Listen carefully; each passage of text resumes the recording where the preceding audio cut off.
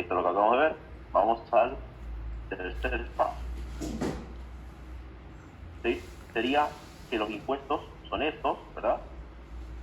Que es lo mismo decir que es la expresión que tiene adentro comprendida, ¿verdad? Entonces, ¿qué voy a hacer?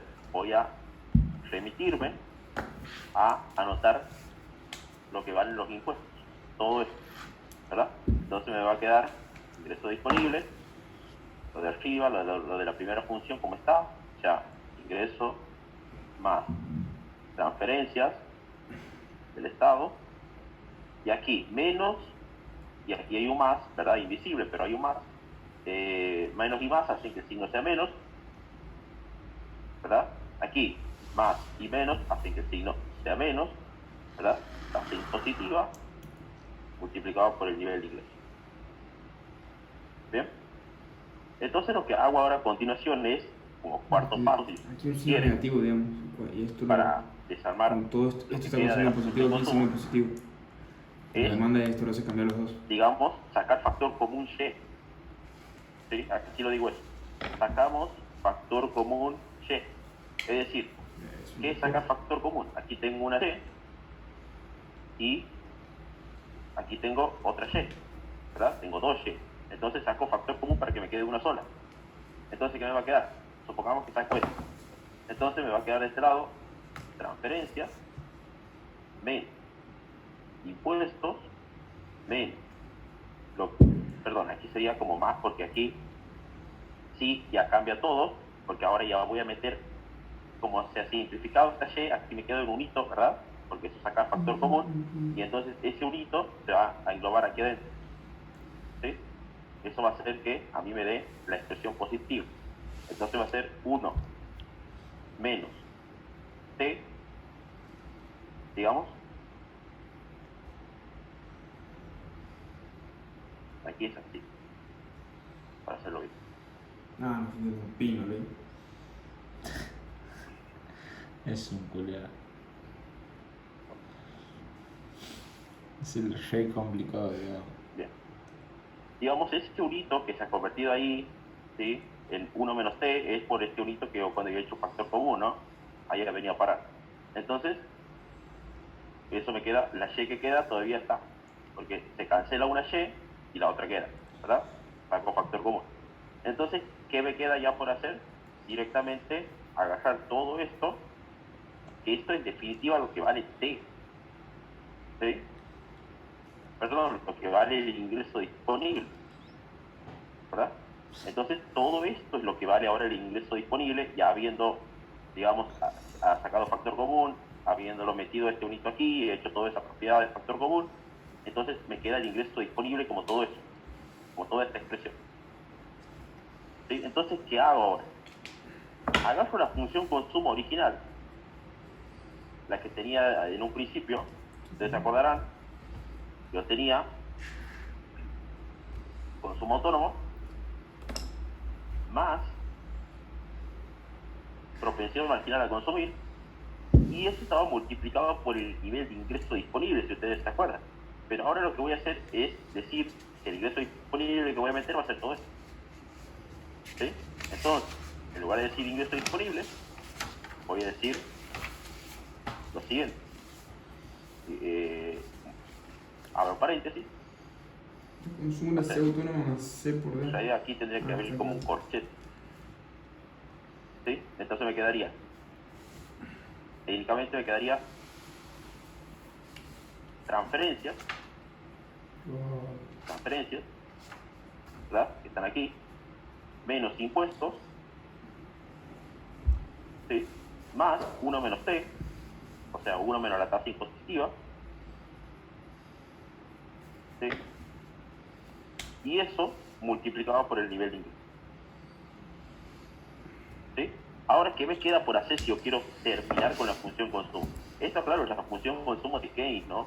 De John Maynard Keynes, es inventada por él, ¿sí? Así que Plaza adhiere mucho a él, así que yo diría que le den un poquito de pelota.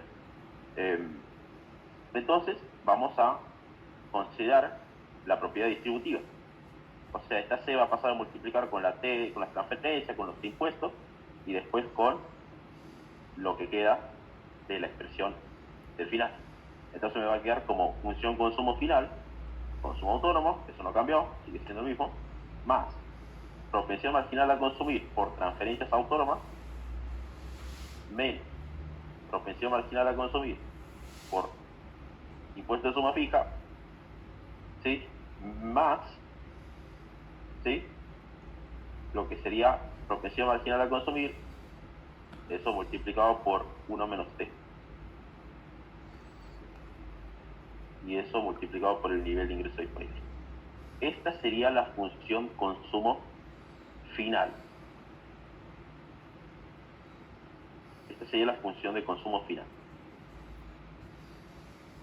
¿Sí?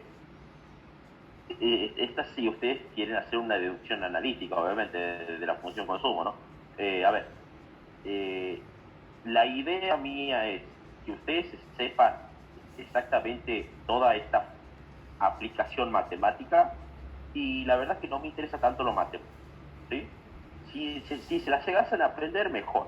Si no se la llegan a aprender, les voy a pedir que por lo menos, ¿sí?, sepan y se acuerden, ¿sí?, de los impuestos, por ejemplo, cuando lo hemos discriminado en impuesto de suma fija o en tasa impositiva, que se acuerden qué es ingreso disponible, ¿sí?, cómo está constituido, ¿sí?, eso es lo que me interesa. Y bueno, lo demás es deducción analítica, se llamaría, de la función consumo.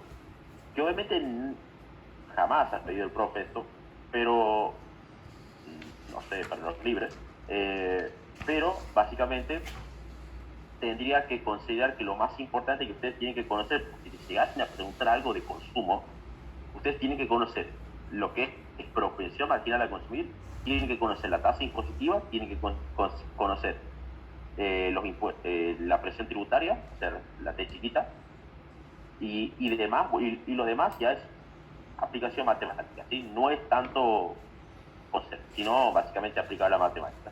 En sí, bueno, eso sería una función del consumo keynesiana, se llama, terminada. Esta es la más larga de todas, o sea, la inversión no es tan larga, el gasto público no es largo, esto es lo más largo que van a encontrar. Y si ustedes se remiten a ver lo que les he pasado a su momento de la foto, ahí ese ejercicio, por ejemplo, ha sido un ejercicio que ha dado el profe en un parcial, que era justamente multiple choice, y para que crean que realmente el profe adopta este criterio, van a ver que justamente la función consumo que yo les he dicho, que era la principal, recordemos que era consumo autónomo más propensión marginal a consumir, y eso multiplicado por el nivel de ingreso disponible. ¿Sí? Esa es la función consumo keynesiana. La final es esta, la que se logra matemáticamente, pero bueno, eso es algo de otra cosa. ¿Sí? A ver, ¿qué es lo que me está diciendo este ejercicio? Por ejemplo, si yo me voy a los datos de este múltiple choice que ha dado el profe en un parcial, me dice el consumo autónomo, me dice el profe, es de 1240. Voy anotando esos datos. Me dice con una propensión marginal al ahorro, me dice. No me dice, yo necesito conocer la propensión marginal al consumo. Él me da la del ahorro. Bueno, pero si uno conoce, ahí yo tomo esa propensión marginal al ahorro, que es el 0,18, y yo sé que siempre la del consumo más la del ahorro tiene que dar 1. Entonces la diferencia va a ser lo que falte y va a ser la propensión marginal al consumo. ¿Sí? Entonces, en este caso yo diría 0,82, ¿verdad?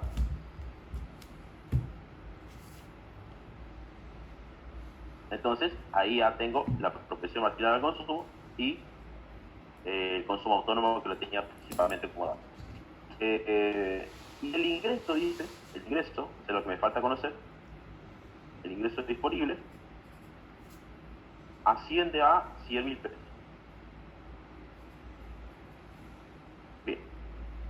Entonces, yo que tengo por deducir, solamente reemplazar los datos, ¿verdad? Es decir, consumo autónomo, 1.250, más 0,82, Sí. 0,82 multiplicado por 100.000. ¿Por qué ese 0,82? Sobre Porque estos 0,18. dos tienen. No. Entonces, Este- Ah, si le ustedes restan hacen el la sumo. expresión Que tiene que matemática, les va a salir cuánto tenía que ser la función consumo, y ahí les da las opciones. Bueno, era 85.240, 81.240 y así sucesivamente. No sé si ustedes quieren calcularla y decirme, si no, ya la calculo yo. O sea, ahí te da el 0,18 y vos por deducción sabes Sabes que que es lo otro uno. lo gasto. Claro, Uno consumo, el otro ahorro. claro. La suma de esos dos siempre da igual a 1. Bien, me sale 83.250 la función consumo. 83.250. Y era muy sencillo, digamos, el ejercicio era multiple choice. Entonces, en este caso sería, Sí, no pues veo, estará. 83.250. Ah, esto es 240, pero aquí es 40. Como si no hubiese Eh, escuchado que no. Ahí está. 83.240. Entonces, en este caso sería la opción C, la correcta. Bien. Y bueno, ahí, por ejemplo, ustedes ya con ese ejercicio del múltiple choice del profe, ustedes pueden apreciar que es lo que acabamos de La ver. opción C. ¿Sí? La función consumo. ¿Sí? Y a Justo través de lo haberla dijimos conocido, ahí, boludo. hubiesen resuelto este ejercicio. Si no, no. ¿Sí? Si no la conocían, muy difícil que lo iban a resolver. Bien. Entonces, eso sería función consumo. ¿Algo quieran preguntar de la aplicación matemática, del ejercicio? No sé, me pide todas esas funciones matemáticas neurales. Se hace todo de memoria, me aprendo. ¿Entendió, profe? Sí, no hay- Él nos suele dar, digamos así, los datos para reemplazarla en la fórmula final, solamente en la fórmula esta más sencilla. Tengo entendido que una vuelta le ha dado un ejercicio con tasa impositiva, con nivel de ingreso, con propensión marginal a consumir y todo eso a los libres. ¿Sí? A los regulares no les suele dar estos ejercicios. Sin embargo, hay uno que ha dado últimamente y que lo viene dando. Porque al parecer o no lo resuelven bien, o no lo interpretan bien, o no lo grafican bien. ¿Sí? Pero ya vamos a ver qué clase de ejercicio estoy hablando, justamente uno de función consumo. Así que ya vamos a ver qué ejercicio es. Bien saladito. Pero no sé, tan salado no me parece. Pero bueno, eso sería la función consumo.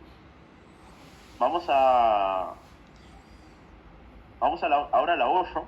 A ver, el ahorro desde el punto de vista de que no es un componente de la demanda agregada, ¿no? El ahorro forma parte del consumo, ¿sí? O sea, no parte del consumo, sino del ingreso disponible, o sea, de lo que la familia destina al consumo, que es lo que acabamos de ver, y ahora el ahorro. O sea, y habiendo estudiado el consumo, yo podría remitirme al ahorro, a ver al menos qué significa, ¿sí? Si bien, aquí lo aclaro, no es un componente de la demanda agregada, pero es importante explicarlo para analizar complementariamente o completamente la función consumo completo. Bueno, aquí el ingreso disponible, que es esto que acabo de decir, es igual al consumo más el ahorro. Aquí, como pueden ver, aquí dice SF, o sea, eso quiere decir ahorro de las familias, ¿sí? Después podemos tener un SG, que es el ahorro del gobierno, por ejemplo, o SE, ahorro del sector externo también. Bueno, si hacemos un pasaje de términos, ¿sí? ¿Qué me va a quedar? A ver, si yo, por ejemplo, lo que hago a continuación es pasar esta S al otro lado, perdón, no la S, sino la función consumo al otro lado, me va a quedar que obviamente mi ingreso menos lo que consuma, me va a quedar el ahorro, ¿verdad? El ahorro de la familia. Entonces, efectivamente, además de eso, sabemos que, ¿Qué es? bueno, esto se Consumo llama ingreso más disponible. ahorro. La función consumo es la que acabamos de ver, Le ese es ahorro. ¿sí? Entonces me va a quedar ingreso disponible menos. O sea, justamente consumo F, menos consumo Fahrenheit. menos, o sea, autónomo, Y menos no, 3 propensión Celsius. marginal a consumir, multiplicado por el ingreso disponible. Eso era lo que era la función consumo que acabamos de ver hace un instante, hace un momento. Entonces, digamos, ¿qué es lo que me va a terminar quedando? Que eso justamente va a ser, del otro lado me queda ahorro de las familias. Ahora, si yo saco factor común YD, o sea, ingreso disponible, aquí tengo ingreso disponible, aquí lo tengo otra vez, ¿qué va a quedar? O sea, H1 se va a convertir en un unito, entonces me va a quedar consumo autónomo, ¿sí? Justamente más lo que sería 1 menos la propensión marginal a consumir, que este 1 es el 1 que se ha convertido aquí y después va para acá. ¿Sí? Ahí se convierte en un unito y ahí me queda. Y el ingreso disponible, que como he dicho, factor común, una expresión seguida, la otra quedado. ¿Sí? Entonces, todo eso me da ahorro de las familias. Y que es muy interesante lo que se viene, porque me va a quedar consumo autónomo, y aquí esto que dice más 1 menos C, esto que dice 1 menos propensión marginal a consumir, es lo mismo que yo diga 1 menos propensión marginal a consumir, propensión marginal a ahorrar. ¿Sí? Porque yo sé que de la unidad de cada peso, lo que yo haya destinado al consumo, la diferencia va a ser lo que me quede para el ahorro, ¿verdad? Y bueno, eso multiplicado por el ingreso disponible. ¿Sí? Todo eso me va a dar el ahorro de las familias. ¿Qué quiere decir? Que si el ingreso disponible llegase a ser 0, por ejemplo, no es que el ahorro va a ser 0. Eso estaría mal. ¿Por qué? Porque aquí está consumo autónomo. Y que habíamos dicho del consumo autónomo. El consumo autónomo era aquel componente, ¿sí?, que no dependía del nivel de ingreso disponible. Por lo tanto, si el ingreso disponible llegase a 0, de todas maneras, el ahorro no es 0. ¿Sí? Porque eso es menos consumo autónomo. ¿Qué quiere decir? Que justamente las familias, aunque no tengan ingresos, de todas maneras deben subsistir y por lo tanto, de todas maneras van a consumir, independientemente de ese ingreso disponible. ¿Sí? Yo digo 0 aquí porque si yo digo propensión marginal a consumir por 0, yo diría, toda esta expresión es 0, entonces aquí me va a dar 0. No, eso estaría más alto. ¿Sí? Porque al menos existe lo que Keynes denomina consumo autónomo, ¿sí? Que justamente quiere decir todo aquel consumo mínimo indispensable que las familias van a destinar, tengan o no ingreso. Entonces ahí ya me quedó el ahorro, digamos, ya expresado como una fracción que depende exclusivamente de todo el ingreso que yo tenga. Una vez deducido lo que consumí, es la fracción proporcional a la existencia del ahorro. ¿Sí? Entonces ahí ya lo que acabo de hacer es analizar esa expresión. Y por último, ahí también lo anotamos, propensión marginal a consumir más propensión marginal a ahorrar, siempre me tiene que dar igual a 1. Siempre. Esto vamos a ver también, porque esto también tiene que ver con algo que se llama multiplicador del mercado de bienes.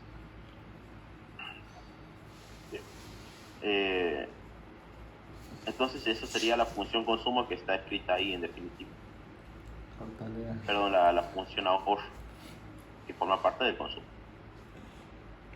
Bien, otro aspecto, inversión.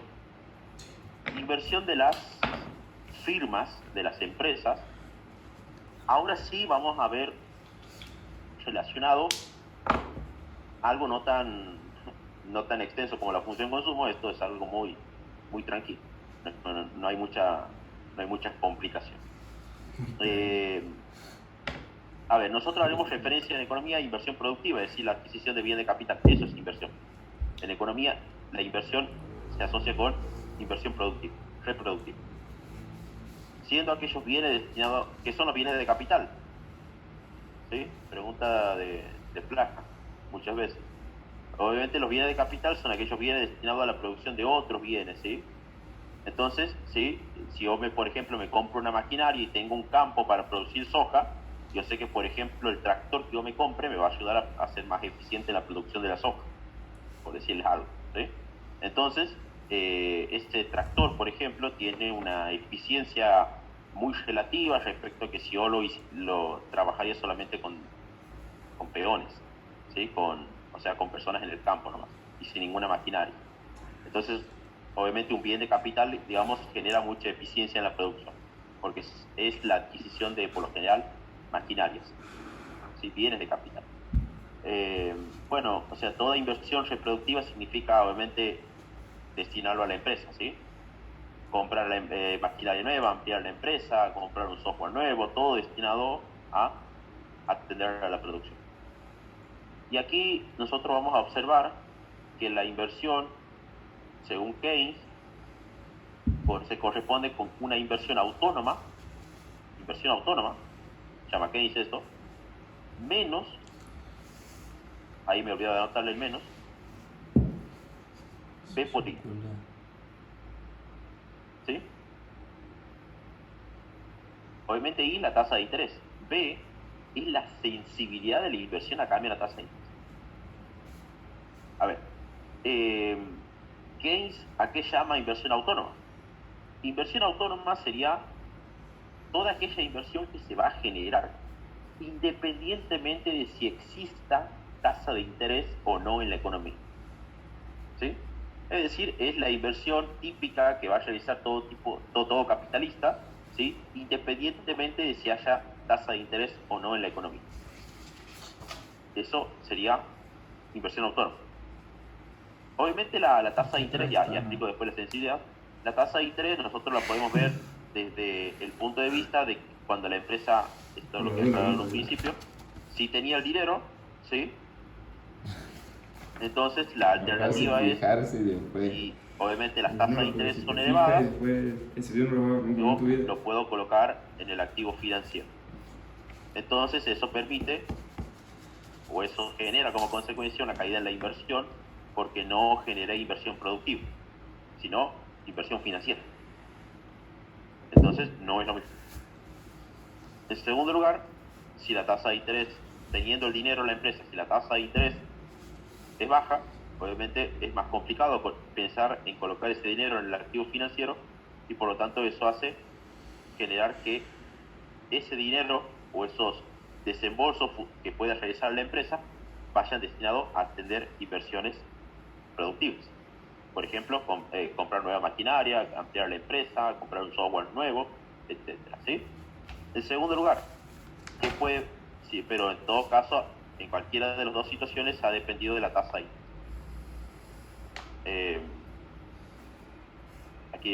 Aquí no lo coloco en el activo financiero. Bien.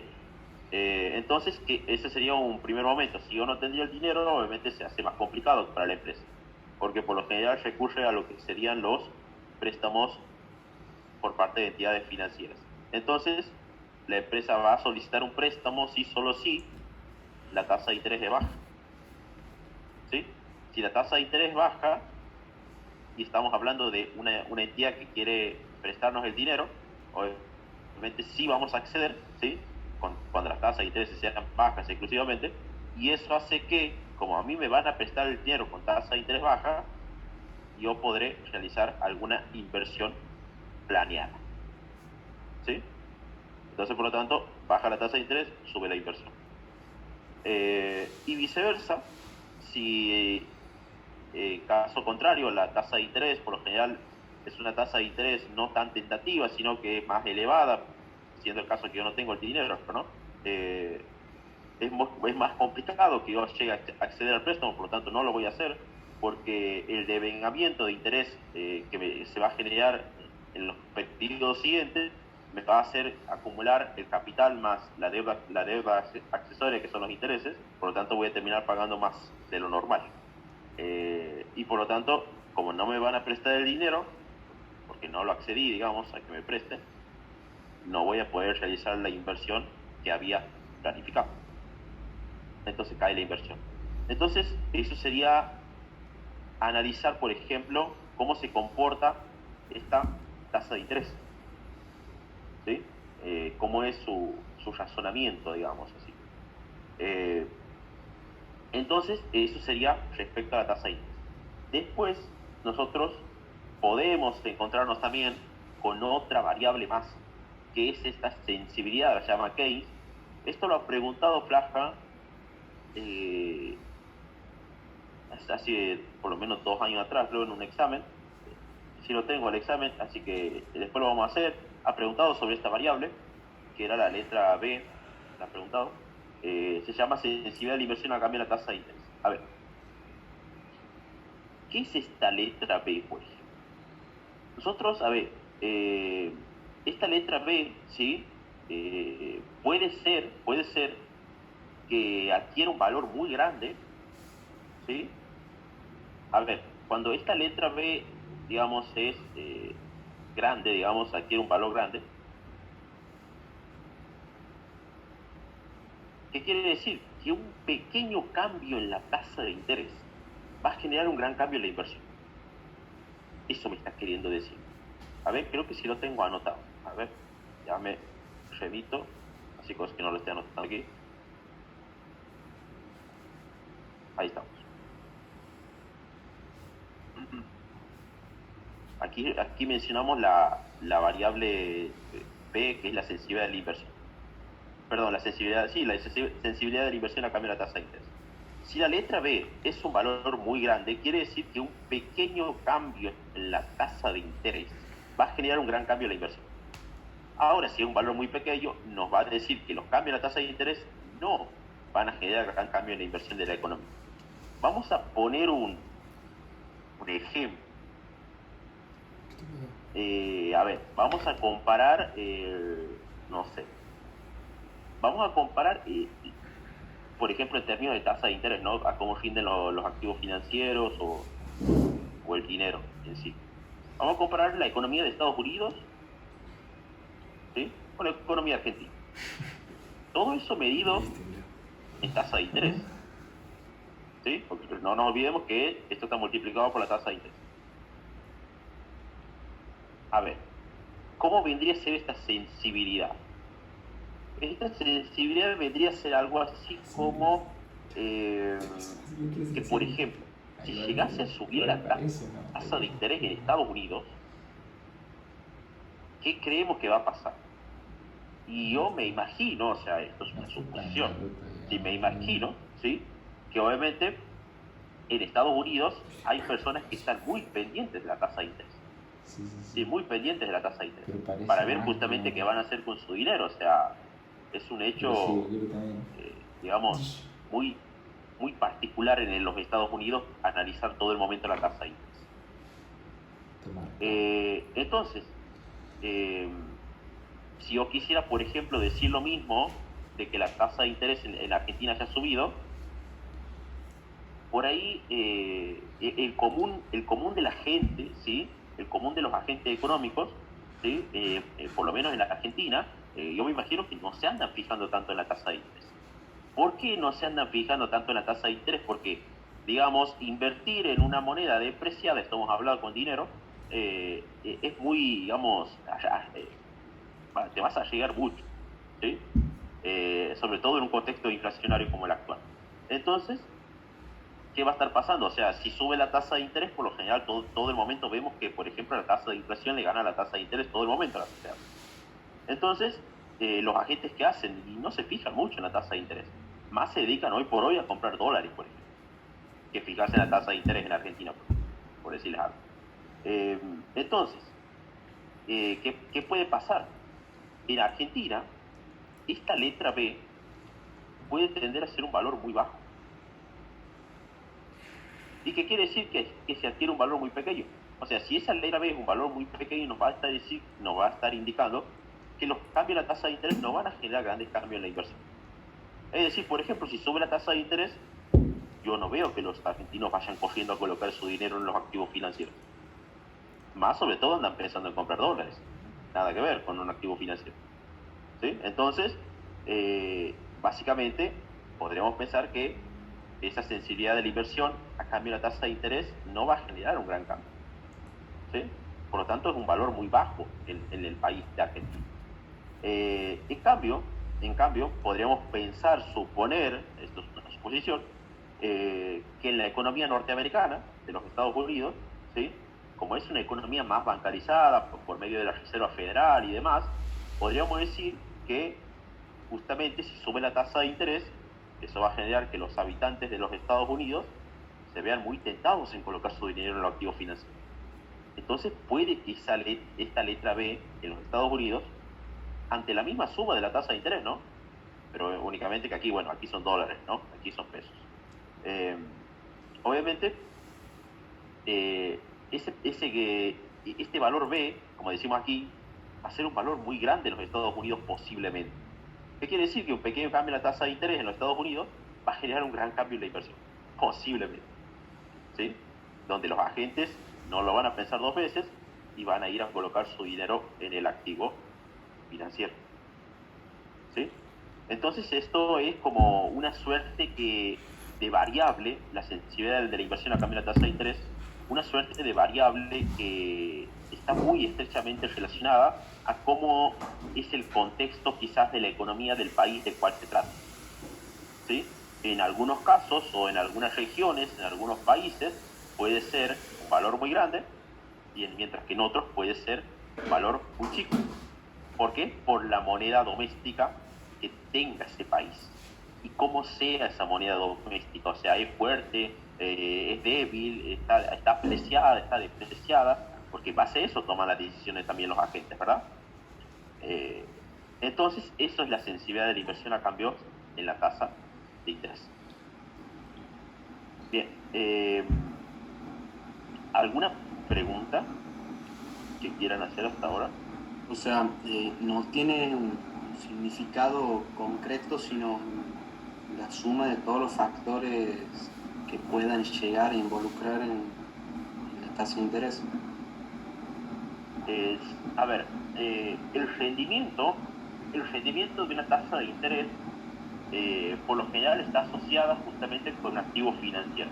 Ahora, vos justamente si estás en la Argentina, vos sabes que el activo financiero sobre el cual se lleva a cabo una operación financiera es el peso argentino, ¿verdad? Ahora, ese peso argentino vos también se recoloca, ¿sí? Que está estrechamente depreciado, ¿verdad? Entonces, eso que genera que los activos financieros que suban la tasa de interés no se vuelvan muy significativos, ¿sí? Ahora, si vos vas y haces el mismo análisis en los Estados Unidos, es decir, esto de que sube la tasa de interés, pero ya no hablando de peso argentino, sino de dólar en los Estados Unidos, justamente como el dólar todavía sigue siendo una moneda muy, digamos, rescatable, muy apreciada aún, a pesar de que Estados Unidos ha crecido un poco su tasa de inflación en los últimos tiempos, eso es lo de menos, no llega a alcanzar una tasa de inflación como la que tiene Argentina, por lo tanto su moneda sigue siendo fuerte. Entonces, ante esa decisión, los agentes de los Estados Unidos que hacen, ven subir la tasa de interés y directamente van e invierten en el activo financiero muy tentadamente. Aquí vos que ves, no ves tanto que van cogiendo a la tasa de interés, sino vas, seguramente los agentes de aquí hacen sus ahorros o sus operaciones financieras, que es, por ejemplo, compra de dólares, compra de Bitcoin, todo menos relacionado a querer saber algo con un activo financiero del país, más o menos. ¿Sí? Entonces, digamos como que dependería, ¿sí?, de, justamente yo diría, más de cómo es el rendimiento que tiene en términos de la moneda doméstica, ¿sí?, del país del cual se trate, para que esta variable, que se llama sensibilidad de inversión en la cambio de tasa de interés, adquiere un valor muy grande o muy pequeño. ¿Sí? Para mí yo lo llevo desde ese punto de vista.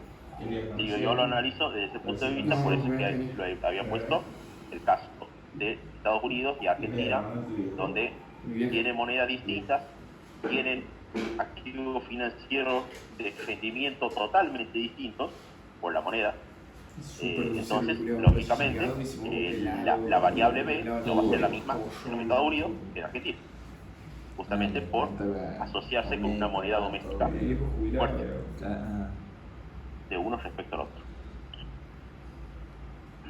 No sé qué, no sé si me quieres preguntar algo, compañero. ¿Me han preguntado algo? No, perfecto. Bien.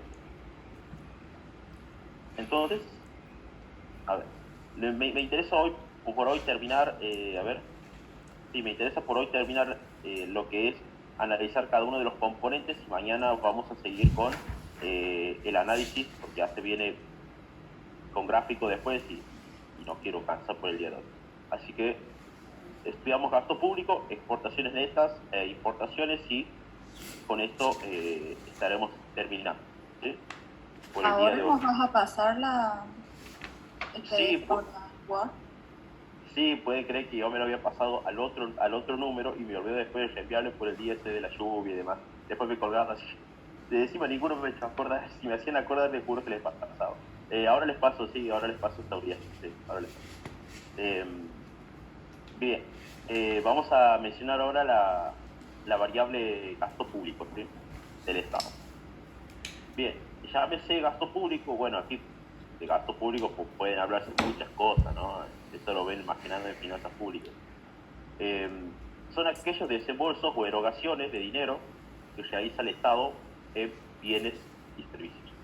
A ver, el Estado puede realizar obviamente gastos que conlleven estimular, por ejemplo, el consumo público, ¿sí? El consumo público, por ejemplo, cuando el Estado le paga, por ejemplo, a docentes de universidades públicas la remuneración, eso sería como un consumo público, o por ejemplo también una inversión pública que también se ve asociada con el gasto público, sería por ejemplo cuando el Estado realiza alguna obra, por ejemplo la construcción de alguna escuela o rutas, caminos, hospitales nuevos, remodelación de edificios históricos, etc. ¿Y Entonces, público qué? ¿Inversión? de esa manera, ¿sí? Ajá. Eso sería como el gasto público, lo que va a comprender adentro, el consumo público y la inversión pública del Estado. La podríamos hacer depender de la recaudación, como habíamos dicho en un principio, que tenga el Estado, en virtud de, recordemos que cuanto más recauda, más gastaba, habíamos dicho, y menos recauda, menos gasta. Pero ese gasto público, como estamos en la teoría de Keynes, ¿sí? Keynes, ¿qué dice? Keynes nos dice, ¿sí?, que simplemente el gasto público es una variable autónoma, ¿sí? Es decir, que gasto público es igual a gasto autónomo. ¿Y qué es el gasto autónomo? Todo aquel gasto mínimo e indispensable que va a realizar el gobierno independientemente de la recaudación.